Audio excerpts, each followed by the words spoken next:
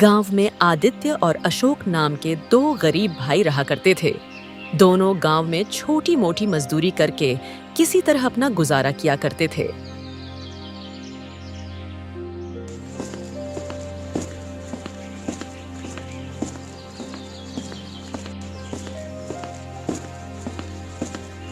शाम के समय आदित्य अपने घर पर आता है और अपने भाई को मौजूद न पाकर अपनी पत्नी रज्जो से पूछता है। रज्जो, अरे अशोक कहाँ गया? अभी तक लौटा क्यों नहीं? तुम्हारा भाई तो अब एकदम निकम्मा हो गया ना। कोई काम नहीं करता है, ना ही कमा कर लाता है। दिन भर बस यूं ही गांव की गलियों में आवारा गर्दी करता रहता है। यह सुनकर आदित्य का चेहरा गुस्से से तमतमा उठा। दरअसल आदित्य अंदर से बेहद लालची किस्म का व्यक्ति था। आने दो, आज उस नालायक को तो बताता हूँ मैं। बड़ा आया। आदित्य गुस्से में घर के बाहर आकर अपने छोटे भाई अशोक का इंतजार करने लगा।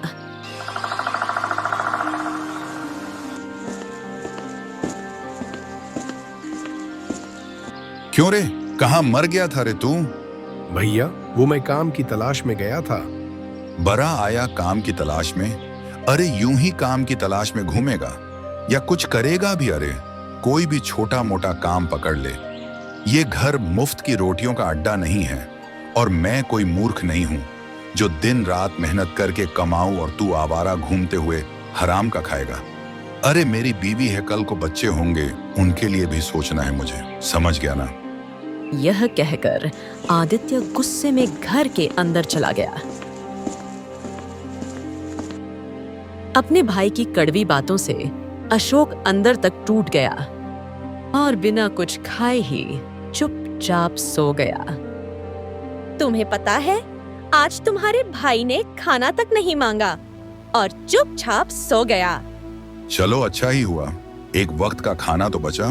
ये सब ठीक है, लेकिन कल को जब हमारे बच्चे होंगे तब तुम अपने भाई का क्या करोगे? अरे सीधा सीधा बोलो रजू, कहना क्या चाहती हो? तुम मूर्ख के मूर्ख ही रहोगे। आज वो कुंवारा है इसलिए चुप है। कल को उसकी भी बीवी आएगी और वो भी इस घर में हिस्सा मांगेगी। आधा घर तो उसके हिस्से में चला जाएगा, फिर हमारे बच्चों के लिए क्या बचेगा? ये सुनकर आदित्य एकदम चौंक गया। अच्छा, तो फिर क्या करना चाहिए रजू? करना क्या है, उसे साफ कह दो, या तो काम करके घर का खर्चा उठाए वरना घर छोड़ दे। जो नहीं कमाता उसका इस घर पर कोई हक नहीं।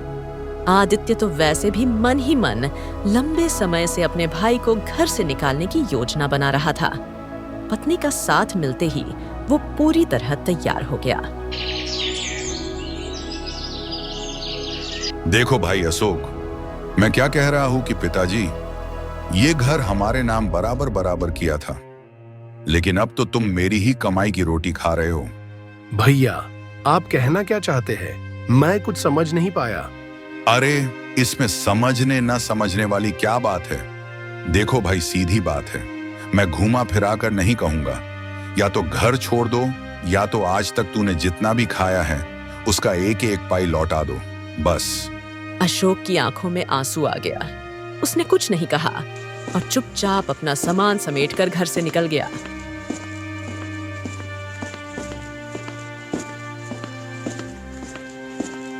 इधर अशोक अपनी आंखों में आंसू लिए गांव में एक पेड़ के नीचे बैठ गया। तभी वहां से गांव का मुखिया गुजरा। अरे क्या बात है अशोक, क्या हो गया? तुम ऐसे उदास क्यों बैठे हो? क्या कहूँ मुखिया जी, भैया ने मुझसे खाने पीने का हिसाब मांग लिया। कहते हैं कि आज तक उनके घर में उनकी कमाई से जितना भी खाया है, एक एक पाई में उनको दे दो। जितनी भी रोटी खाई है उसकी कीमत चुका दो, नहीं तो घर छोड़ दो। अब मुखिया जी, आप तो जानते हैं कि मैं बेरोजगार हूँ, कहाँ से चुकाऊंगा, इसलिए छोड़ दिया घर। चला आया सब कुछ पीछे छोड़कर, सब पीछे छोड़ दिया मैंने। अशोक का चेहरा आंसू से भीगा हुआ था। अब वो पूरी तरह अकेला हो गया था। बस बस शांत हो जा बेटा, शांत हो जा। दिल छोटा मत कर अशोक। गांव के बाहर मेरी एक पुरानी झोपड़ी है, बरसों से खाली पड़ी है। तुम चाहो तो जब तक चाहो वहां रह सकते हो। मुखिया जी, मैं जीवन भर आपके इस उपकार को नहीं भूलूंगा। बहुत बहुत धन्यवाद आपका, बहुत बहुत धन्यवाद। मुखिया मुस्कुराते हुए वहां से चला गया।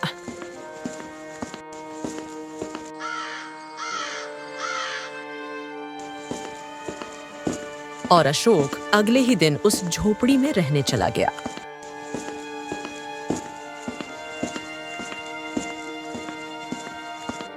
अशोक रात भर बड़ी मेहनत से झोपड़ी की साफ सफाई करता रहा और मेहनत के बाद उसने झोपड़ी को रहने लायक बना दिया।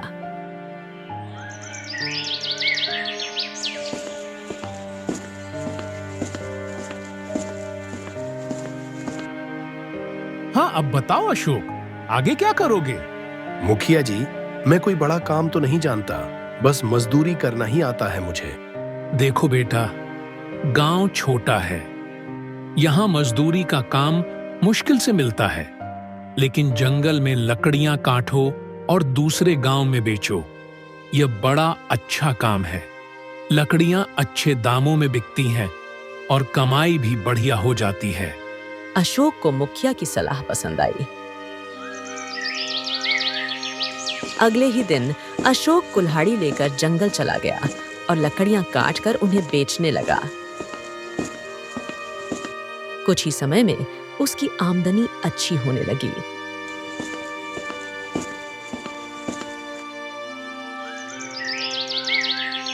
तुम मजदूरी ही करते रहो और तुम्हारा छोटा भाई लकड़ियां बेच-बेच कर अब धनवान बन रहा है।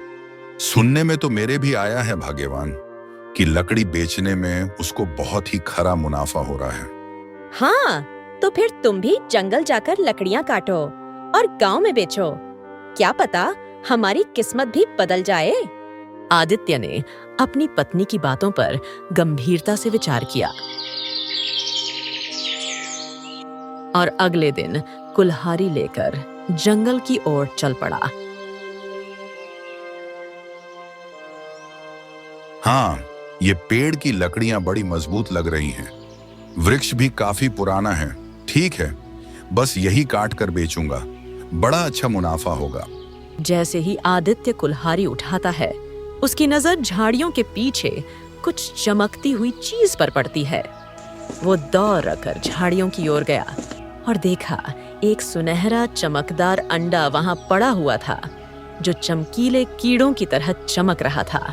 हे भगवान, हे भगवान, हे भगवान, तूने तो पहले ही दिन मेरा भाग्य बदल दिया।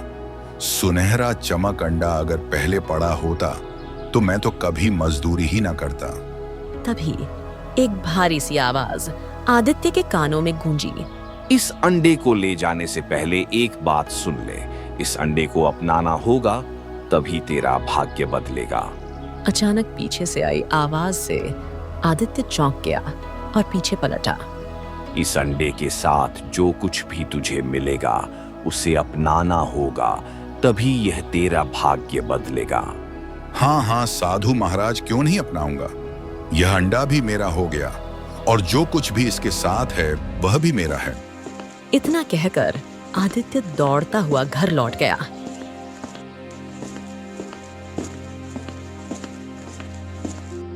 अरे, ये अंडा तो काफी बड़ा लग रहा है और ये पूरा सोने का है। कहाँ से मिला? जंगल में और कहां। और सुनो, एक साधु मिले थे। उन्होंने कहा कि इस अंडे के अंदर से जो कुछ भी मिलेगा उसे अपनाऊंगा, तभी यह अंडा हमारा भाग्य बदल देगा। अजी छोड़िए उन साधुओं की बातों को, जरा सोचो, इस अंडे को कितने अच्छे दाम पर बेच सकते हैं, पूरा खेत खरीद सकते हैं। हाँ, बात तो तुम सही कह रहे हो। वैसे भी वह साधु पहेलियों में बातें कर रहा था। जो मिलेगा अपना होगा। अरे, जब सोने का अंडा ही मिल गया है, बस अंडे का मिलना ही तो मेरे भाग्य का बदलना है।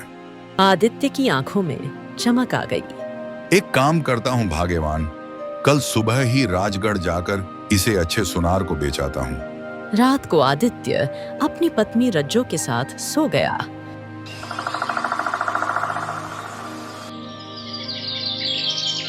अरे ओ रज्जो, मेरी प्यारी रज्जो, उठो उठो, मैं राजगढ़ की ओर जा रहा हूं। रज्जो उठकर बैठ गई। आदित्य जैसे ही सोने के अंडे को उठाने ही वाला था कि अंडा अचानक हिलने लगा और देखते ही देखते फट गया। अंडे के अंदर का दृश्य देखकर आदित्य और रज्जो दोनों स्तब्ध रह गए। अरे, इसके अंदर तो मैना पक्षी है और यह तो घायल लग रही है, बहुत ही बीमार है। मैना पक्षी धीरे धीरे आंखें खोलकर उन्हें देखने लगी। अरे लेकिन भगवान साधु महाराज ने तो कहा था कि अंडे के अंदर जो कुछ भी होगा उसे अपनाना होगा, लेकिन यह तो बहुत ही घायल और एक बीमार मैना है। अगर इसे घर में रखेंगे तो फालतू में गंदगी करेगी और हो सकता है बीमारी भी फैला दे। बताओ तुम क्या कहती हो? तुम सही कह रहे हो। तो फिर इसका क्या करें? इसे फेंक देते हैं। अरे नहीं नहीं नहीं, इसे फेंकते नहीं है। एक काम करते हैं ना, इसे अशोक को दे देते हैं। अशोक जैसा मूर्ख ही इसे पाल सकता है। हमें तो बस सोने के अंडे से मतलब है। ऐसे में चिड़िया भी सुरक्षित, अंडा भी हमारे पास और बेचकर मुनाफा ही मुनाफा। हाँ, पहली बार तुमने कुछ सही कहा है। आदित्य मैना पक्षी को उठाकर सीधा अशोक की झोपड़ी की ओर चला गया। अपने बड़े भाई को देखकर अशोक चौंक गया। अरे अशोक सुनो, ये पक्षी मुझे घर के बाहर घायल अवस्था में मिली है। अरे राम राम, बेचारी बड़ी बीमार लग रही है। अब देखो, मुझे तो पक्षियों से नफरत है, इसलिए इसे तुम्हारे पास छोड़ने आया हूँ। तुम्हें तो पसंद है ना ये सब। इतना कहकर आदित्य वहां से चला गया और सोने का अंडा लेकर राजगढ़ की ओर रवाना हो गया। इधर अशोक ने मैना की ओर देखा। उसकी आंखें कमजोरी से खुल भी नहीं रही थीं। ओहो, बेचारी तो बहुत ही कमजोर और घायल लग रही है। मुझे इसे वैद्य को दिखाना चाहिए। वैद्य जी, जरा देखिए तो सही, यह बेचारी मैना पक्षी बहुत ही बीमार और घायल है। ये लो जड़ी बूटियां, सुबह दोपहर और शाम तीनों समय इसके जख्मों पर लगा देना। चिंता मत करो, कुछ ही समय में ठीक हो जाएगी। ठीक है, जाओ।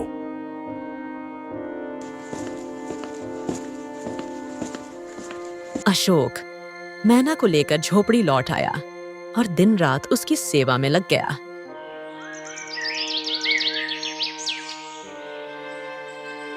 राजघर से लौटकर आदित्य ने स्वर्ण मुद्राओं से भरी पोटली अपनी पत्नी के हाथ में रख दी। अरे, इतनी सारी स्वर्ण मुद्राएं! अरे मेरी प्यारी रज्जो, वो अंडा बहुत ही महंगे दामों में बिका है। हम माला माल हो गए। इसका मतलब मेरी सोच बिल्कुल सही थी। अब एक काम करो, इस धन से एक बड़ा खेत खरीद लो।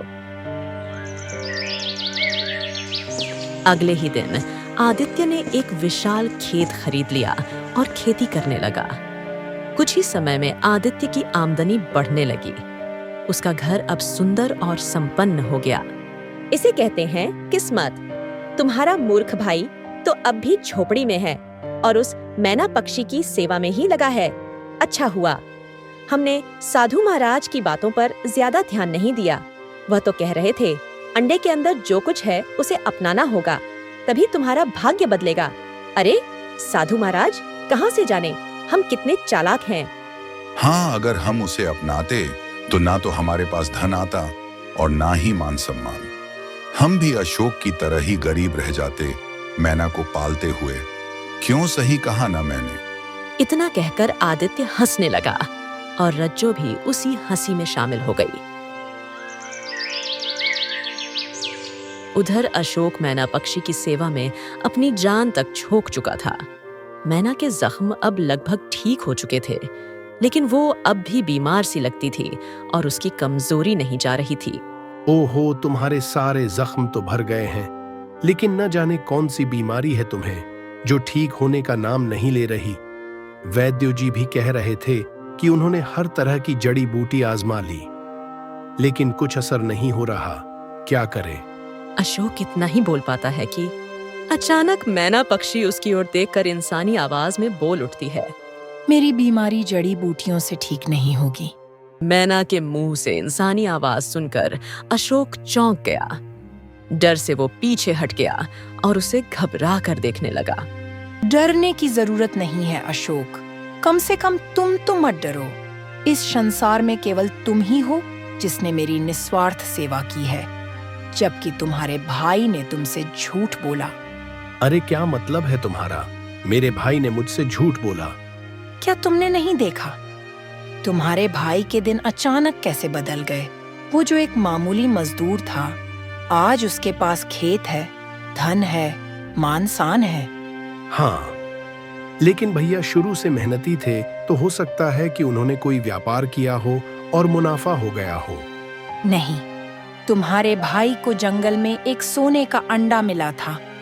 उसी अंडे से मैं निकली थी, घायल और बीमार अवस्था में, लेकिन उसने मुझे नहीं अपनाया, तुम्हें सौंप दिया और स्वयं सोने का अंडा बेचकर राज्य में धन कमाने चला गया।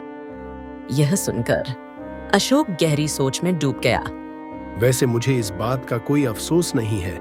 मुझे तो खुशी है, जब भैया तुम्हें मेरे हवाले करके गए थे तो तुम बहुत बीमार थी, बोल भी नहीं सकती थी। देखो, अब तुम्हारे सारे जख्म भी भर चुके हैं, बस तुम्हारी कमजोरी दूर हो जाए, यही मेरे लिए सबसे बड़ा इनाम होगा। मेरे शरीर में जो भीतरी कमजोरी है, वो केवल जंगल में स्थित लाल तालाब के जल से ही ठीक हो सकती है। लाल तालाब का पानी? ओ, लेकिन वहां तो राक्षसी रहती है, और जो भी वहां गया है वह कभी लौट कर नहीं आया। राक्षसी वहां हर आने वाले से एक सवाल पूछती है, और कोई भी उसका उत्तर आज तक दे ही नहीं पाया। मैं जानती हूँ, लेकिन मेरा जीवन अब उसी जल पर निर्भर है। अगर वो जल मुझे नहीं मिला तो मैं ज्यादा दिन नहीं जी पाऊंगी। इतना कहते ही मैना की आंखों में आंसू आ गए। अरे अरे, क्या हो गया? क्या हो गया? मैं अपनी सेवा को व्यर्थ नहीं जाने दूंगा। ठीक है, ठीक है, चिंता मत करो, मैं तुम्हें ठीक करने के लिए हर कोशिश करूंगा। अगर लाल तालाब का जल तुम्हारा इलाज है, कोई बात नहीं, मैं वो लेकर आऊंगा। हाँ, चिंता मत कर। लेकिन वहां तुम्हारी जान को खतरा है। अरे मुझे ईश्वर पर भरोसा है, मैना तुम यहीं पर मेरा इंतजार करना, है ना? मैं लाल तालाब का पानी लेकर ही लौटूंगा। इतना कहकर अशोक झोपड़ी से बाहर निकल गया। अशोक गांव की सीमा पर पहुंचा ही था कि सामने से गांव का मुखिया मिलता है। अरे अशोक, इस समय कहाँ जा रहे हो? मुखिया जी, वो मैं लाल तालाब जा रहा हूँ। मैना ने बताया कि उसका इलाज लाल तालाब के जल में है। अरे ये क्या बकवास कर रहे हो अशोक? न जाने वो मैना है भी, कौन समझ नहीं आ रहा। कोई जादुई चिड़िया भी तो हो सकती है, और तुम उस पर इतना भरोसा कैसे कर सकते हो? मेरा मन कहता है मुखिया जी कि वो सच कह रही है। ए पागल मत बनो। तुम्हारा बड़ा भाई आदित्य समझदार था। उसने जानबूझकर उस मुसीबत को तुम पर टाल दिया और खुद धन बटोरता गया, और तुम यह मैना वैना को पालने में लगे हुए हो। अरे भाई, काम धाम करके आगे बढ़ो। अशोक ने मुखिया की बात का कोई जवाब नहीं दिया और चुपचाप आगे बढ़ गया।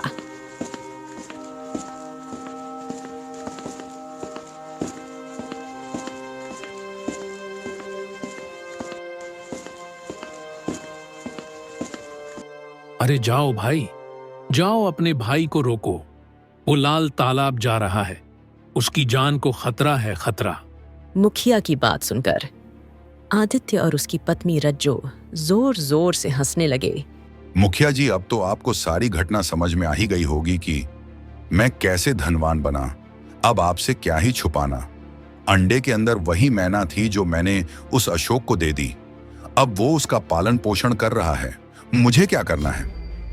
उसे तो उसी समय उस मैना को बाहर फेंक देना चाहिए था, लेकिन वो तो सेवा करने बैठ गया। अब तो हद हो गई है रज्जो, लाल तालाब का पानी लेने चला गया। इससे बड़ा मूर्ख तो मैंने अपने जीवन में ना देखा। अरे कैसे भाई हो तुम? अरे तुम्हारा छोटा भाई मौत के मुंह में जा रहा है और तुम उसका मजाक उड़ा रहे हो। मुखिया जी, रात बहुत हो गई है, आप भी अपने घर जाइए, सोइए और हमको भी चैन से सोने दीजिए। अशोक अब मेरा भाई नहीं रहा। मैं एक धनवान आदमी हूं और मैं गरीबों से कोई रिश्ता नहीं रखता। चलिए, शुभ रात्रि, नमस्ते, जाए। मुखिया गुस्से से तमतमाता हुआ वहां से चला गया।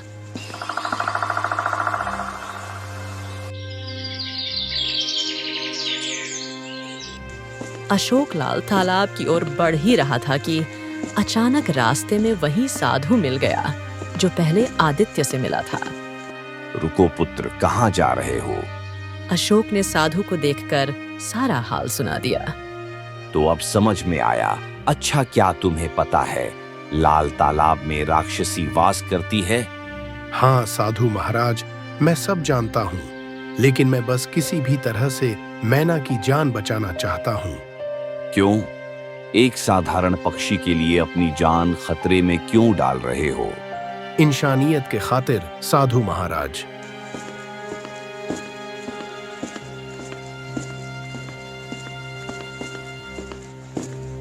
अशोक तालाब के पास पहुंचा, तभी जल से एक गंभीर आवाज गूंज उठी। इस तालाब का जल लेने से पहले एक प्रश्न का उत्तर देना होगा। पूछो। पहले ये बता, तू इस जल को क्यों लेने आया है? अशोक ने पूरी घटना विस्तार से बताई। कुछ देर सन्नाटा रहा, फिर वही आवाज गूंजी। लोग अपने लाभ के लिए जल लेते हैं। तू पहला इंसान है जो एक पक्षी की जान बचाने अपनी जान दांव पर लगा कर आया है। तुझसे कोई प्रश्न नहीं, जितना जल ले जाना है ले जा। अशोक ने तुरंत कलश में पानी भरा और वापस अपनी झोपड़ी की ओर रवाना हो गया।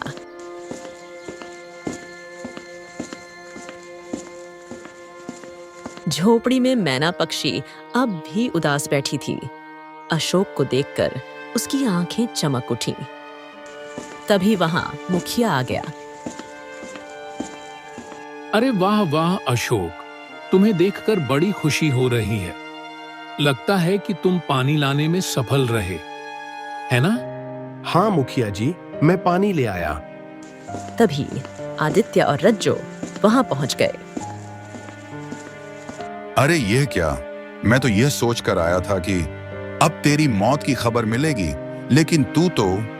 अशोक ने कोई उत्तर नहीं दिया। वो सीधे कलश को मैना के आगे रखता है। हाँ, अब लो मैना, पहले तुम जल पियो। मैं तुम्हें इस हालत में और नहीं देख सकता। पियो पियो, आराम से पियो, लो। मैना ने जैसे ही जल पिया, वो रंग बिरंगे प्रकाश में लिपट गई और देखते ही देखते एक सुंदर राजकुमारी में परिवर्तित हो गई। यह देखकर मुखिया, आदित्य और रज्जो की आंखें फटी की फटी रह गईं। तभी अचानक रंग बिरंगे प्रकाश में वही साधु प्रकट हुआ। मैंने तुझसे कहा था, अंडे के अंदर जो कुछ भी मिलेगा उसे भी अपनाना होगा, तभी तेरा भाग्य बदलेगा। लेकिन मैना पक्षी तेरी किस्मत में थी ही नहीं। तूने उसे अपने हाथों से अपने छोटे भाई को सौंप दिया। साधु महाराज, आखिरकार ये सब क्या माजरा है? मैं बताती हूँ। मैं बहुत घमंडी थी। एक दिन जंगल में शिकार करते वक्त मैंने एक कबूतरी को मार दिया। यही साधु महाराज यह सब देख रहे थे। क्रोधित होकर इन्होंने मुझे श्राप दे दिया कि मैं एक घायल मैना में बदल जाऊंगी। इतना बोलकर वो चुप हो गई। कुछ देर बाद राजकुमारी ने फिर से सिर झुकाकर कहना शुरू किया। जब मैंने एक क्षमा मांगी तो इन्होंने कहा, यदि कोई व्यक्ति मुझे निस्वार्थ रूप से अपनाएगा, मेरी सेवा करेगा और लाल तालाब का जल लाकर मुझे पिलाएगा, तभी मैं श्राप से मुक्त हो पाऊंगी। इसलिए मैंने आदित्य को चेताया था, लेकिन उसने धन चुना और तूने सेवा। मेरे पिता बहुत प्रसन्न होंगे। मेरा कोई भाई नहीं है और मैं तुमसे ही विवाह करूंगी। तुम ही इस राज्य के भावी राजा होंगे। अशोक मुस्कुराने लगा। और आदित्य और रज्जो सिर झुकाकर वहीं खड़े रह गए। राजकुमारी सुलेखा अशोक को महल में ले गई और विवाह कर लिया। दोनों का विवाह सम्पन्न हुआ। अशोक अब पूरे राज्य का राजा बन गया। वर्षों बीत गए। आदित्य एक साधारण सा मालिक ही था, लेकिन हर शाम बैठकर एक ही प्रश्न खुद से करता था। अरे क्या करूं अब मैं? क्या मैंने सच में अपनी किस्मत को अपने ही हाथों से उस भिखारी अशोक को दे दिया था? राम राम। जीवन में कभी कभी हमारे सामने दो रास्ते आते हैं, एक जो आसान होता है और दूसरा जो सही होता है। आदित्य ने सोने को चुना और अशोक ने सेवा को। धन से आदमी अमीर हो सकता है, पर इंसानियत से वही राजा बनता है। तो दोस्तों, कहानी अच्छी लगी हो तो वीडियो को लाइक, कमेंट और चैनल को सब्सक्राइब जरूर करें। तो मिलते हैं किसी नए कहानी में। तब तक के लिए धन्यवाद।